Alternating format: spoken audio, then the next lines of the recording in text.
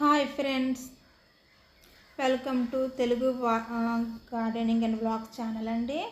అయితే part 1లో maintenance లేకుండా, అంటే మీరు వాటర్ వేయకుండా, మొక్కలకి వాటర్ లేకుండా జీరో మెయింటెనెన్స్తో మనకి ఆదాయాన్ని ఇచ్చే మొక్కల గురించి తెలుసుకున్నాం కదండి. అందులో భాగంగానే మనం సర్వే చెట్ల గురించి తెలుసుకున్నాం. అసలు నీళ్ళు అనేది పోయిన అవసరం లేకుండా మీరు సంవత్సరానికి ఒకసారి వచ్చి లేదా 6 నెలలకు ఒకసారి వచ్చి ఆదాయం తీసుకోవడానికి, దిగుబడి తీసుకోవడానికి మాత్రమే వచ్చి చక్కటి ఆదాయం పొందవచ్చు. అది ఒకటి తీసుకున్నాం.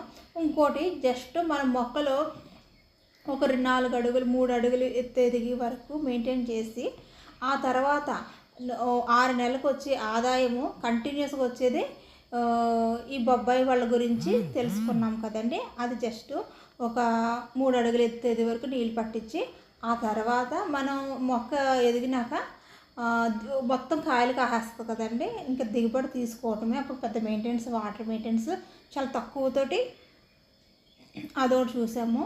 ఇంకోటి అసలు మళ్ళీ జీరో మెయింటెనెన్స్, అంటే అసలు వాటరే పోయకుండా వర్షాకాలం వర్షంతోటి మంచు తడితోటి బతికే కొండ ప్రాంతాల్లోనూ మన వైజాగ్, అరకు, కొండపల్లి ఇలాంటి చోట్ల పెరిగేటువంటి చీపురు చెట్లు అండి. అంటే మన ఇంట్లో వాడతాం కదండి, పుతుకు చీపురు అంటారు, మెత్తటి చీపురు అంటారు, కొండ చీపురు అంటారు కదండి. అవి ఎంత డిమాండ్ ఉంటుందో మీకు తెలుసు కదండి. అసలు అది వాడకుండా ఎవరికి అవ్వదు. అవి చెట్లు కూడా అండి అసలు మన వాటర్ అనేది అవసరం లేదు. ఆ వర్షాకాలం ఆ వాటర్ సరిపోతుంది వాటికి. ఆ వేసవకాలం ఏం చేస్తారంటే కొమ్మలు చక్కగా విరగ్గొట్టేసి మనమే షాప్స్కి వేసుకోవటమా లేదా హోల్సేల్ దుకాణాలకు వేసేయటమా చేసుకోవచ్చండి. అది ఎంతండి, ఒక్కరోజు పని పెట్టుకుంటే అయిపోద్ది. నిరంతర ఆదాయం ఉండదు కూడాను, మెయింటెనెన్స్ అనేది ఉండదు. మూడవదండి, ఈ మధ్య తెలంగాణలో చాలా ఫేమస్ అయింది ఏంటంటే ఈత చెట్లు అండి. హైబ్రిడ్ వెరైటీ, మామూలు నాటు వెరైటీ అయితే చాలా ఏళ్ళు అవుతుందండి పెరగడానికి. అలా కాకుండా హైబ్రిడ్ వెరైటీ దొరుకుతుందండి. జస్ట్ 2-3 అడుగులకే 6 నెలలు ఎదిగిపోయి, ఏడాది కాలంలో ఎదిగిపోయి ఇంకా జీవితాంతం ఎన్ని సంవత్సరాలు అన్లిమిటెడ్ కదండి, చాలా కాలం ఉంటుంది దాని లైఫ్ స్పాన్, జీవితకాలం అనేది. మనం ఆదాయం తీసుకోవటమే. వీటికి అసలు నీళ్ళు అనేవి మనం అవసరం లేదు. చక్కగా ఎండకి వానకి తట్టుకుని ఎదిగే మొక్కలేయండి. వీటిని వేసేసి వీటికి కంచి కూడా అవసరం లేదు ఒక ఏడాది వరకు. ఆ తర్వాత ఏమంటే మీరు ఒక మనిషిని అయితే కంపల్సరీ పెట్టుకోవాలి. ఎప్పుడు కళ్ళు ఒక ఏడాది అయ్యేటప్పటికి చెట్టుకి కళ్ళు ఊరటం స్టార్ట్ అవుతుందండి. అప్పుడు కొండలన్నీ పెట్టేసి ఒక మనిషిని పెడతారండి. పొద్దున్న సాయంత్రం తీసుకునేలాగా గుత్తదారుల కింద వస్తారు. వాళ్ళే ఇన్ని చెట్లకి అన్నట్టు తీస్తారు. తీసినందుకు మనకి వాళ్ళే కళ్ళు వాళ్ళే తీసుకుంటారు, మనకి డబ్బులు అయితే ఇస్తారండి. ఈ రోజు రేపట్లో అన్ని ఫోన్ కాల్స్ ఉన్నాయి, ఫోన్పేస్ ఉన్నాయి, జీపేస్ ఉన్నాయి కాబట్టి మనం వెళ్ళనవసరం లేదు.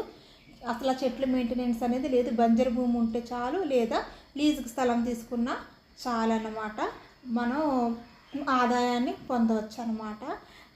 దీనికి కూడా కూలీలను వెతుక్కోవాలని అవసరం లేదండి. కళ్ళు గీతల దారులు ఉంటారు కదండి, వాళ్ళకి ఇస్తే అసలు వాళ్ళు ఇంకా మనం చెట్లకి కళ్ళు తీసినందుకు కూడా ఏం తీసుకోరు. వాళ్ళ ఖర్చులు పోను, వాళ్ళు మనకే తిరిగి మన చెట్లు మనవి జాగా మనది కాబట్టి మనకే ఇస్తారన్నమాట. ఇది కూడా చాలా బెస్ట్ ఆదాయం అండి. జీవితాంతం చాలా డిమాండ్ ఉన్నది.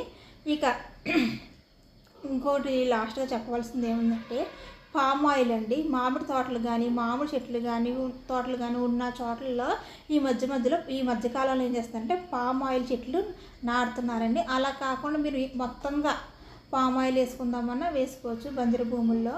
అవి కూడా అంతేనండి, హైబ్రిడ్ వెరైటీ వేసుకోవాలి. ఏడాదిలో కాపు అనేది వచ్చేస్తుంది. చక్కగా గెలలు దిగ్గానే రైతులతో మాట్లాడుకుంటే చాలండి. వాళ్ళే వచ్చి గెలలన్నీ ఒకరోజు మొత్తం కొట్టేసుకుని గెలకు ఇంత అనేసి తీసుకెళ్ళిపోతారండి. మనం ఇందులో రూపాయి ఖర్చు పెట్టాల్సిన అవసరం లేదు. మొక్కలు మెయింటెనెన్స్ కానీ, మందులు కానీ వీటికి ఏం అవసరం లేదు. శాశ్వతంగా పామ్ ఆయిల్ అనేది పెడితే చాలా డిమాండ్ ఉన్నది. మనం చేసేది ఏమీ ఉండదు దానికి. కేవలం ఆ రోజు ఏ రోజైతే కాపు దించుతామో ఆ రోజు మనుషులను తెచ్చుకోవాలి, కాపు దించుకోవాలి, మన అకౌంట్లో డబ్బులు వేయించుకోవాలి. ప్రతి సంవత్సరం వచ్చే పంట, ప్రతి సంవత్సరం వచ్చే కాపు అండి. ఇందులో మనం కష్టపడేది ఏమీ లేదండి. మాకు ఇంకా కొద్దిగా శ్రద్ధ ఉంటే సంవత్సరానికి 1-2 సార్లు చూసుకున్నా ఇంకా సేఫ్ అండి.